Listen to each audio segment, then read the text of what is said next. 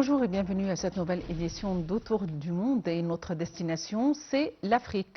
Amorçons notre rencontre avec cette nouvelle concernant le Soudan, dont le Premier ministre Kamel Idriss a déclaré que le gouvernement travaillait au lancement d'un vaste ensemble de projets stratégiques menés par un projet colossal appelé Plan Marshall pour le Soudan. Il s'agit d'un programme qui vise à reconstruire ce que la guerre a détruit, à relancer les secteurs productifs et à investir dans les capacités économiques du pays.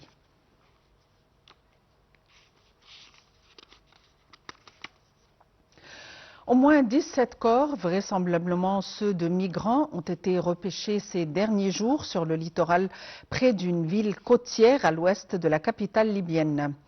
Au total, 14 corps ont été inhumés conformément au protocole en vigueur, a indiqué le centre, tandis que la dépouille d'un ressortissant bangladais a pu être identifiée et remise à sa famille à Tripoli.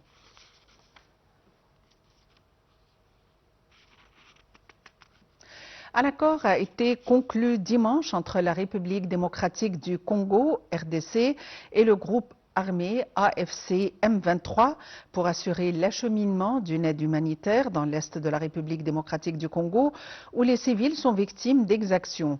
L'accord conclu au terme de pourparlers en Suisse sous l'égide du Qatar prévoit également la libération de prisonniers dans un délai de 10 jours.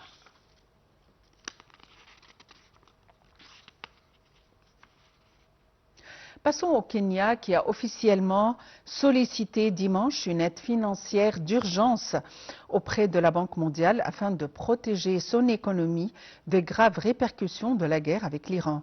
La banque utilise l'expression baptisée aide à la réponse rapide pour désigner un mécanisme de financement à décaissement rapide destiné à aider les pays à faire face aux crises et aux chocs économiques.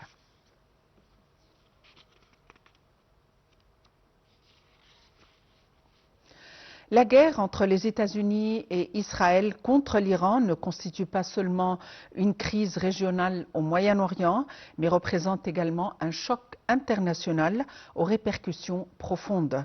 En effet, l'impact de ce conflit dépasse largement le cadre géographique immédiat pour toucher l'Afrique à travers des canaux économiques, politiques et sécuritaires.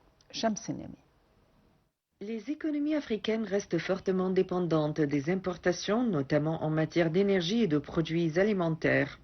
Toute perturbation dans les zones stratégiques comme le Golfe entraîne une hausse des prix du pétrole et du gaz, ce qui impacte directement les budgets des États africains. Par ailleurs, l'augmentation des coûts de transport maritime et des assurances accentue l'inflation et fragilise davantage les populations déjà vulnérables. Le conflit contribue à désorganiser les chaînes d'approvisionnement mondiales. Plusieurs pays africains dépendants des importations de céréales et d'engrais subissent des pénuries ou une hausse significative des prix. Cela aggrave les risques d'insécurité alimentaire, notamment dans les régions déjà touchées par la sécheresse, comme le continent africain. La guerre accentue les tensions géopolitiques et oblige les États africains à adopter des positions diplomatiques délicates. Prises entre différentes puissances internationales, ces pays doivent naviguer entre leurs intérêts économiques et leurs alliances politiques. Cette situation peut fragiliser leur souveraineté décisionnelle et accroître leur dépendance. L'intensification des conflits au Moyen-Orient peut favoriser la prolifération d'armes et l'extension de réseaux armés vers certaines régions africaines, notamment le Sahel et la Corne de l'Afrique. De plus, des tensions internationales peuvent détourner l'attention et les ressources de grandes puissances, réduisant ainsi leur engagement dans la lutte contre le terrorisme en Afrique. Ces différentes dimensions révèlent une faiblesse structurelle profonde, faible désertification économique, dépendance au marché extérieur et insuffisance des infrastructures, ainsi qu'une fragilité des systèmes de gouvernance. Et pour nous donner plus d'éclaircissements, nous avons le plaisir d'avoir en ligne Dr Mustafa Heba, qui est chercheur en droit international. Dr Mustafa Heba, bonjour et bienvenue avec nous. Bonjour madame et merci pour cette invitation. Docteur Moustapha Hiba, c'est clair que cette guerre a des répercussions sur d'autres régions, outre le Moyen-Orient. C'est-à-dire la crise géopolitique dépasse notre région. Mais qu'est-ce qui fait que l'Afrique est particulièrement vulnérable et est affectée, grièvement affectée par cette crise? En premier, toute guerre ou tout conflit a des conséquences mondiales. Ce type de conflit constitue avant tout un facteur majeur de déstabilisation du système international. On n'est plus face à une guerre classique régionale, mais à une crise systémique qui affecte des équilibres globaux. On ne parle pas seulement d'un affrontement militaire régional, mais d'un risque d'escalade globale impliquant plusieurs puissances. Il faut rappeler que le monde aujourd'hui tourne en grande partie autour de l'énergie et le Moyen-Orient est le cœur stratégique. Environ 30% de pétrole mondial transite par le Golfe. Donc, toute perturbation est cruciale. Revenons sur l'Afrique. L'Afrique est particulièrement vulnérable en raison de plusieurs facteurs structurels. Il faut souligner que cette vulnérabilité existait déjà avant même ce conflit. De nombreux pays dépendent fortement des importations, notamment en énergie et en produits alimentaires. À cela s'ajoutent des économies fragiles, un niveau d'endettement élevé et une faible capacité de résilience face aux chocs externes. Les crises sont successives, Covid, guerre en Ukraine, crise de la dette. On est déjà affaibli les économies africaines. Donc ce type de guerre ne crée pas la vulnérabilité, mais vient clairement aggraver une situation déjà fragile. Et en fait, une des questions épineuses en Afrique, c'est la sécurité alimentaire. Dans quelle mesure cette crise risque d'aggraver la question de la sécurité alimentaire en Afrique? Sur cette question, l'impact sur la sécurité alimentaire est direct. On peut dire, il faut aussi souligner que la sécurité alimentaire en Afrique toujours été sous pression avant même ce conflit. Selon plusieurs estimations récentes, plus de 280 millions de personnes en Afrique souffrent déjà d'insécurité alimentaire.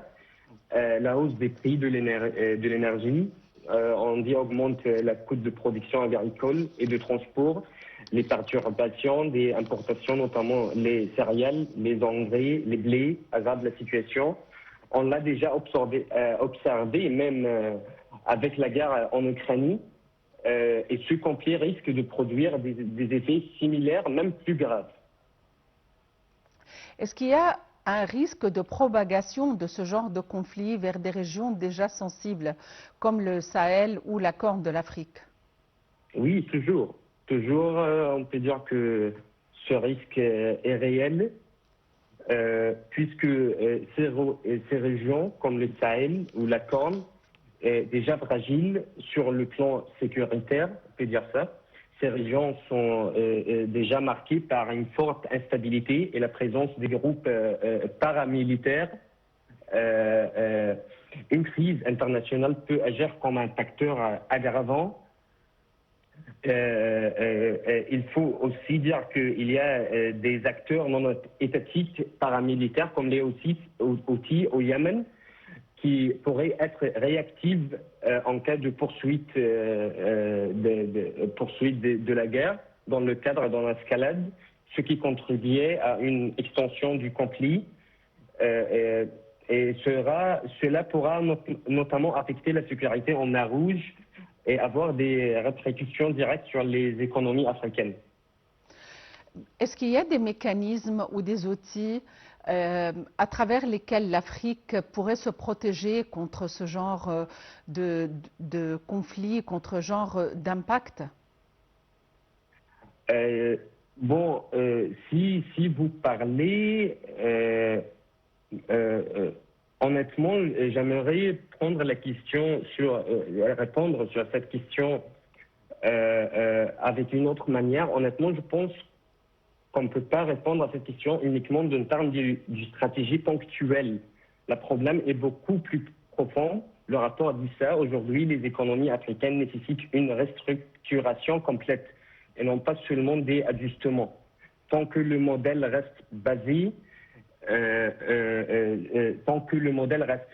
sur la dépendance aux importations et l'exportation des matières premières, la vulnérabilité restera structurelle. Donc la véritable réponse n'est pas seulement à réduire ça, mais de transformer en profondeur le modèle économique de continent, puisque maintenant l'Afrique n'a pas de marge de manœuvre. Elle reste très limitée à ces crises. À votre avis, est-ce que la crise énergétique créée à cause de cette crise, surtout en ce qui concerne le gaz et le pétrole et la flambée des prix, pourrait ultérieurement, à l'avenir, créer des problèmes majeurs entre d'autres régions, entre d'autres parties, d'autres acteurs vont entrer en jeu? Bon, sur cette question, tout le monde dépend sur l'énergie, on peut dire ça. Toute l'industrie dépend sur l'énergie. Les pays industriels, l'énergie, c'est le cœur pour eux. Autre conflit qui peut avoir les mêmes conséquences, on peut y avoir, mais c'est pas la même difficulté de ce régime, de ce conflit, puisque ce conflit est cœur de l'énergie. On parle que tout le monde dispose plus que 30 ou 40% même de l'énergie de la Golfe. Quand la fermeture de détroit de Hormuz, on a vu les prix du pétrole, on a vu les fluctuations des prix, même c'est le guerre, après ça les poursuites. Donc tout conflit dans cette région est très très sensible et différent d'autres conflits dans notre région, je pense ça. Docteur Moustapha Heba, à votre avis, dans quelle mesure les groupes armés en Afrique ou les groupes terroristes profitent de ce genre de conflit? Bon, on a ces conflits créent, on peut dire, un environnement favorable à l'expansion des groupes armés. L'instabilité internationale détourne l'attention des grandes puissances, même les institutions internationales, ce qui réduit la pression sécuritaire sur ces groupes.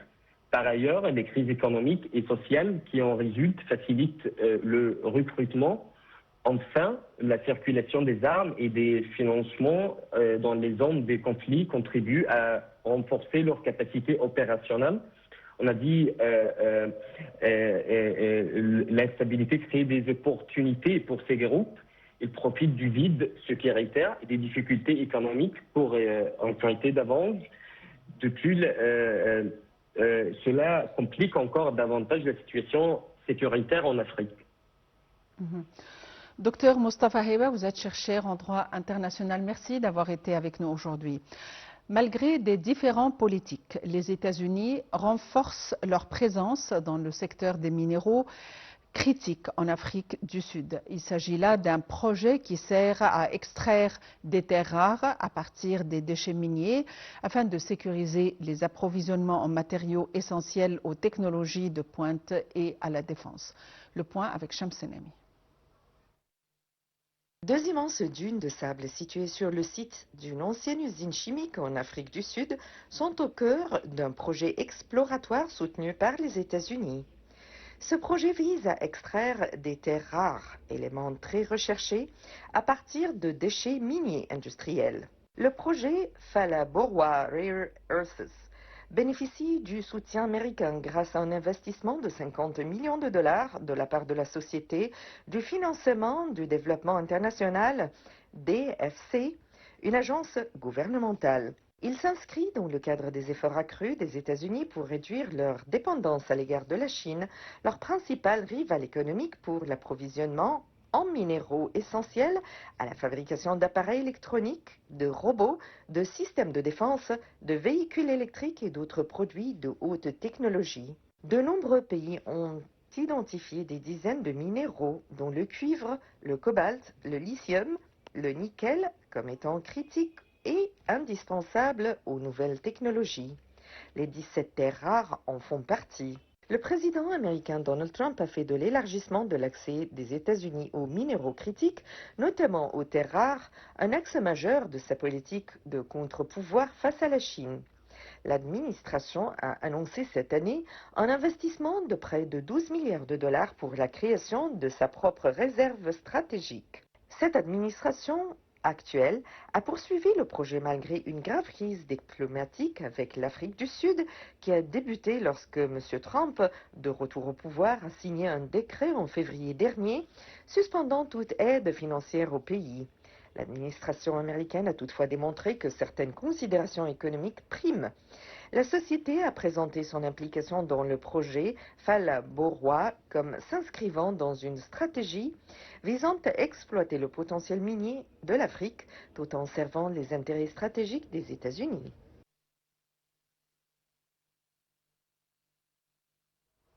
Le pape Léon XIV a entamé le 18 avril 2026 une visite officielle en Angola dans le cadre de sa première tournée africaine. Cette étape s'inscrit dans une série de déplacements visant à renforcer la présence de l'Église catholique sur le continent et à aborder des enjeux majeurs liés au développement et à la stabilité. Shamsenem. Lors de son arrivée à Luanda, le souverain pontife a prononcé un discours particulièrement marquant. Il a dénoncé l'exploitation des richesses naturelles africaines, souvent accaparées par des intérêts privés au détriment des populations locales. Le pape a également critiqué certains dirigeants, évoquant des promesses de développement non tenues et appelant à une gouvernance plus transparente et responsable. Ce ton inhabituel direct reflète une volonté claire de positionner le Vatican comme un acteur moral engagé sur les questions internationales. Cette visite revêt plusieurs dimensions importantes. D'une part, elle vise à soutenir un pays encore marqué par les séquelles de la guerre civile, malgré une croissance économique notable. D'autre part, elle met en lumière des problématiques persistantes telles que les inégalités sociales, la pauvreté et la corruption. Le pape a insisté sur l'importance de placer l'être humain au centre des politiques publiques, appelant à une meilleure redistribution des richesses et à un développement plus inclusif. L'Église catholique joue un rôle central en Angola, où une grande partie de la population se réclame du catholicisme.